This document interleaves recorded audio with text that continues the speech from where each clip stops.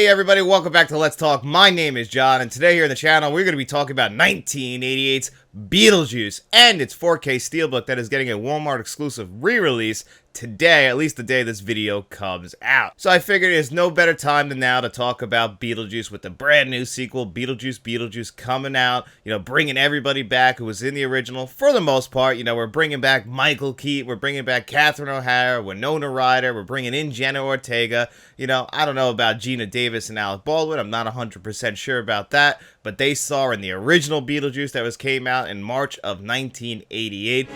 It's showtime.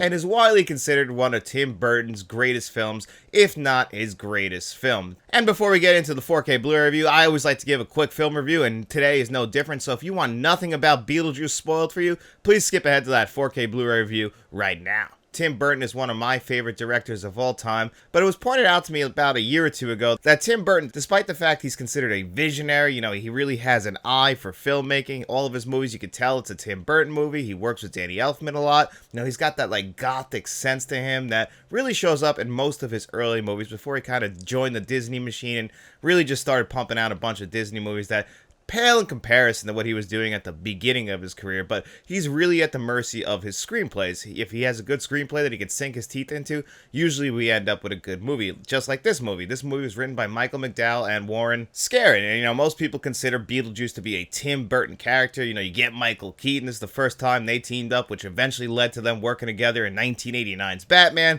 which at the time pissed a lot of people off because Michael Keaton was considered a comedic actor, and you know what, for the most part up to this point, he was a comedic actor. He was trying to shift. I think he did Clean and Sober in 1989, the same year as he did Batman, or maybe 1990, but he was trying to shift how people perceived him, even though I do think Michael Keaton is one of the funniest people, especially through the 1980s with Mr. Mom, Gun-Ho.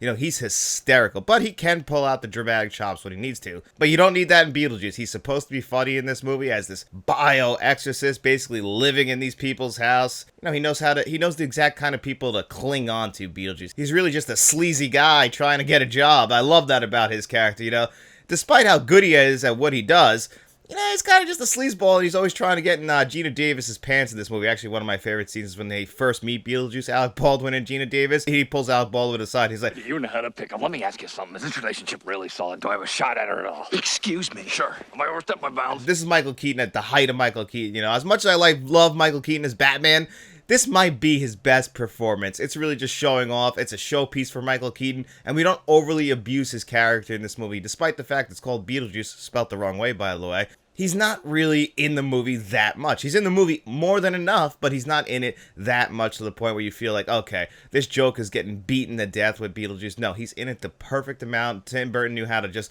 withhold him enough and not really over-abuse his character. We have Alec Baldwin and Gina Davis in this movie. At the beginning of the movie, they recently died. They find the book of the recently deceased. Love that book, by the way. And there was a great exclusive that came out years ago when this 4K Steelbook came out that it was like a collector's edition that actually came with the book. I thought that was a pretty cool idea, especially since it's such a huge part of this movie, because they're just trying to get used to being dead. They can't leave their house. If they step off their property, they end up on Saturn with great stop motion effects. Again, that's Tim Burton just trying to do his Tim Burtonisms. The Danny Elfman score fits so well into this movie. And I don't know if anyone ever noticed this, but when I put Beetlejuice on last night, Danny Elfman also did the score for 1997's Men in Black. And the two opening credit sequences are identical to each other. Actually, with Men in Black, I know they spent a lot of money to have that bug flying on that CGI bug flying on the screen during the opening credits, but the opening score actually sounds very similar to each other, and we're using a helicopter shot before we get into the opening scene, so it feels very similar to how Men in Black is. I thought that was a little funny touch, and Danny Elfman being involved in both.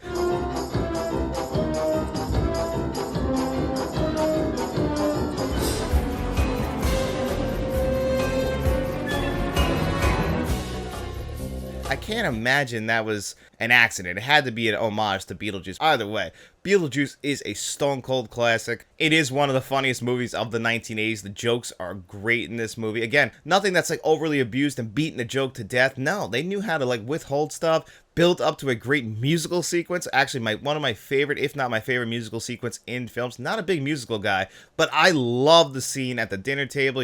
They're trying to get the ghost to come out. These people aren't scared of ghosts. They're 80s yuppies. Why the hell would they care? They're just looking to make a quick buck. fuck. So they're like, all right, let's bring them out. But they want them out. That's the thing. Alec Baldwin and Gina Davis, they want these people out of their house. They want to just enjoy, their dead life. It's not how things work, though. But still, they want them out. So they, and honestly, they hinted at this early in the movie that they were actually going to do this. Like, you can hear the song playing in the background, but we get this great sequence where everybody at the table is going into this big elaborate dance scene. The morning come, daylight come, and me want go home. And the acting by everybody in this scene is phenomenal, just because, you know what, they gotta look like they're shocked and scared and they don't know what's going on, while also dancing. So the choreography on this is very impressive. I think it is one of the best musical sequences ever in film history, and definitely one of the best ones that's not in a musical. Tim Burton does know how to make musicals. I think one of his best films after the year 2001 is definitely Sweeney Todd, and honestly, that's the big problem with Tim Burton, is despite the fact he directed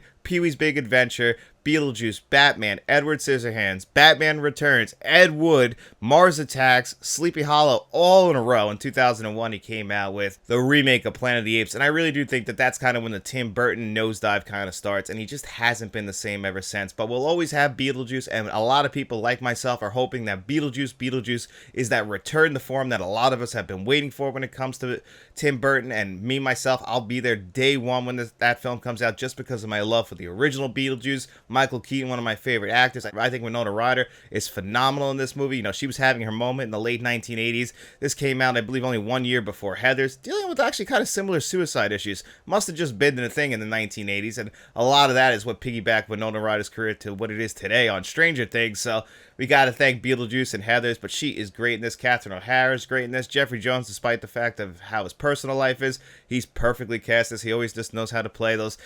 He's a good 1980s dad, 1980s principal, a good authority figure. It's a very good cast that just knows what they're doing in this movie. Gina Davis, she's always good, especially in the late 1980s, early 1990s. I would say that this is the most likable performance that Alec Baldwin has ever given in his career as well. He does a great job in this movie. Usually, he's more of a dick. When I think of Alec Baldwin, first thing that pops in my mind is the speech in Glengarry Glen Ross.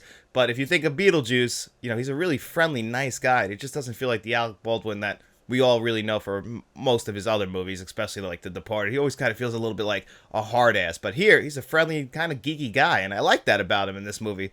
And that's why I think Beetlejuice is one of the best 1980s comedy films. It's also, more like a gothic horror film. It's got so many different elements to it, and that's what Tim Burton brings to the table, and he directed the hell out of this movie, and I really hope Beetlejuice lives up to the hype. So anyway, let's dive into this 4K Steelbook review right now. Really screwed up.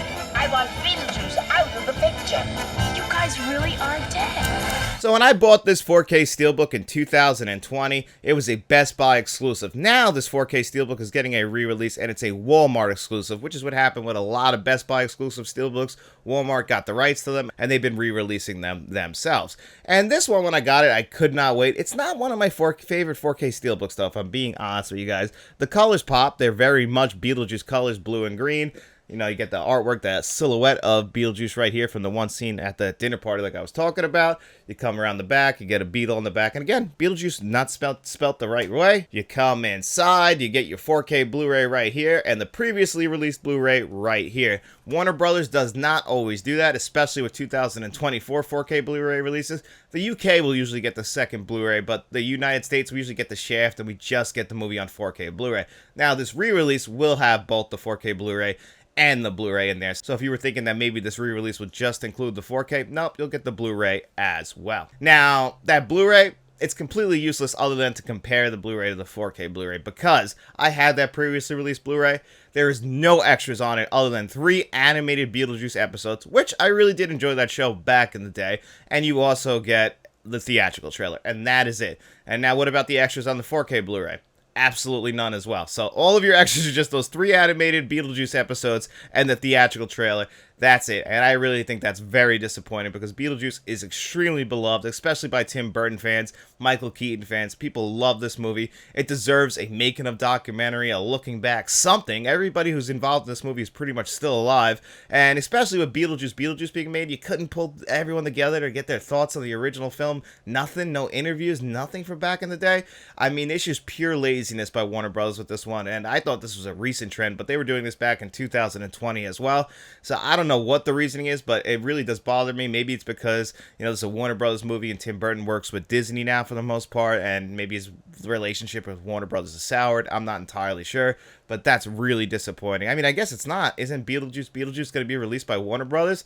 So I don't know. It's all speculation, but the fact we got no extras on here, it really absolutely kills me. Now, the audio that's on here is a Dolby Atmos or a Dolby 7.1 compatible track, and it's really good. Is it the greatest track I've ever heard? No, it's not the greatest track I've ever heard, but it's a very well mixed Dolby Atmos track. Everything came in crisp and clear. The volume, you never had to adjust it. You set it what you wanted to set it at. The dialogue came in crisp and clear. They made good use of your channels. Would have liked a little bit more bass if I'm being a little bit honest with you guys, but still, this was kind of coming out around the time when the 4K format was always getting like a Dolby Atmos track or at least an upgrade to the audio. We don't see that as much now. I guess studios are just not investing that much, but I also feel like they didn't put as much effort into those Dolby Atmos tracks back in the day. They kind of just were putting them out there, but still, this is a pretty damn solid Dolby Atmos track. It's just not one that's gonna blow you away, but I think it's very good for Beetlejuice.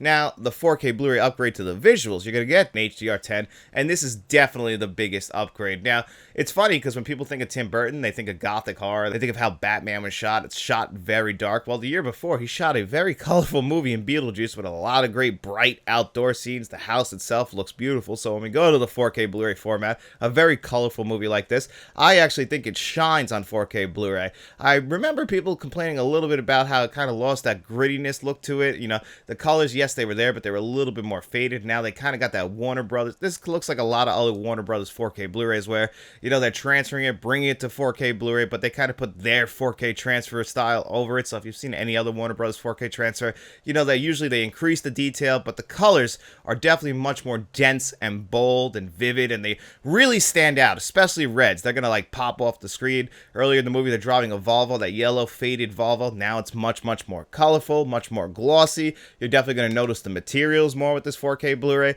and I appreciate that for Beetlejuice. I don't know if this style would have worked for every Tim Burton movie. I don't know if I would have liked this, like, say, with actually, you know what? Mars Attacks, it would work perfectly with Ed Wood's in black and white, so that would be a different story. But I don't know if this style would work with every single Tim Burton movie. And we haven't gotten every single Tim Burton movie on 4K Blu-ray, but it is usually a noticeable jump from the Blu-ray to the 4K Blu-ray when we do get it, which tells me Tim Burton, the way he makes his movies, they just, you know what? They have great source material, and that's all we can ever ask for with the 4K Blu-ray format, because not every movie gets that lucky, but when you're working with a major studio like Warner Brothers, I'm sure you had the best equipment available to you, which makes me very happy, because that's the biggest upgrade to this is definitely in the visual department. The audio department is really good as well. Not the greatest. The extras really got the shaft. This 4K Steelbook, it's fine if you're planning on picking this one up. It's, you know, not my favorite, but it's also not the worst 4K Steelbook I've ever seen. So if I was going to rate this Beetlejuice 4K Steelbook on a score of 1 to 10, because of the lack of extras and the packaging not being something that blew my socks off, I would still give Beetlejuice on 4K Blu-ray 7.5 out of 10. Definitely still worth your time and money. I just don't know if this 4K Steelbook is the route to go, because I do feel like you'll be overspending a little bit. In 2020, I couldn't wait to get my hands on it, but 4 years later, you know, the flaws are definitely a little bit more noticeable, and the extras thing still really does bother me. But it's Tuesday, and that means it's time for me to kick it over to my future self for this week's Digital Code Giveaway. That's right, thanks for sticking around to the end of this video. I hope you guys really enjoyed it, and it is Tuesday, and that means it's time for our Digital Code Giveaway. In every single video on Friday, I ask you guys 2 Digital Code Giveaway questions. All you gotta do is answer 1 in the comment section below. As long as you did that, you came back to this video right here. I put your name on a magic wheel. I spun that wheel 2 times. The 2 names it landed on, they have their choice of the digital codes that you've seen on your screen before you today. I asked you guys, what was your favorite Chevy Chase movie and what was your favorite 80s comedy? And you know, the answers were all over the place. I think actually Christmas Vacation won for favorite Chevy Chase movie, which of course would be my choice. That is still my favorite Chevy Chase movie. Although I really love Fletch, and not many people picked Fletch. I guess not a lot of Fletch fans out there. It actually got a remaster, not a 4K remaster. Well, it's a 4K remaster, but it only came out on Blu-ray from Kino Lorber, not a 4K Blu-ray. And from what I heard, it's not that great, which is kind of disappointing, but either way, at least it's a remaster of a classic film that Kino Lorber gave us. Anyway, guys, I'll keep rambling on, so let's spin this magic wheel and see who our 2 lucky winners are.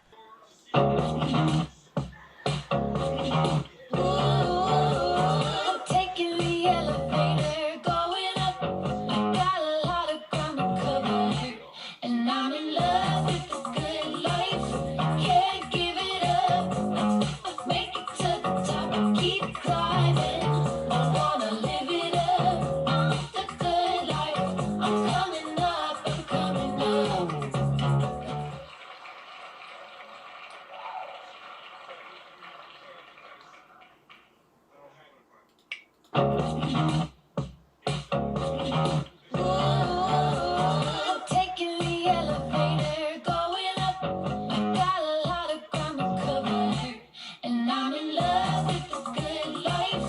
Can't give it up. Make it to the top, keep climbing. I wanna live it up. The good life.